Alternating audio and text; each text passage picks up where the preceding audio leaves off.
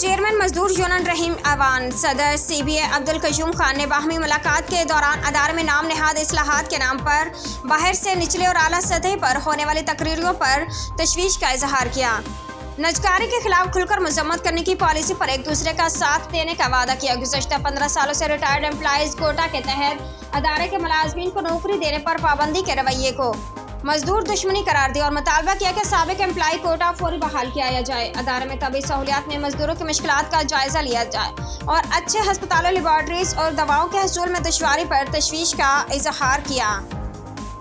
Retired اور حاضر ملازمین کے واجبات اور ملازمین کے اپنے CP فنڈ سے منحصر شدہ رقوم میں انتہائی اہم ضرورت پر عدم ادائیگی کو ظالمانہ غیر قانونی فائنانشل کرائم قرار دیا۔ اس موقع پر مطالبہ کیا گیا کہ کارپوریشن کے فیصلہ ساز کو گورننگ باڈی میں باہر سے بہت ساری غیر متعلقہ شخصیات تو شامل ہیں، لیکن ادارے کے لیے کام کرنے والے ملازمین پر شب و روز 24 گھنٹے کام کرنے والے اصل سٹیک ہولڈر ملازمین کی نمائندگی نہیں دی گئی ہے۔ اجلاس نے اس عزم کا اظہار کیا کہ نجکاری کی ہر سازش کا ڈٹ کر مقابلہ کیا جائے گا اور مزدوروں کے ملازمت کے تحفظ کے لیے کسی قربانی سے دریغ نہیں کریں گے۔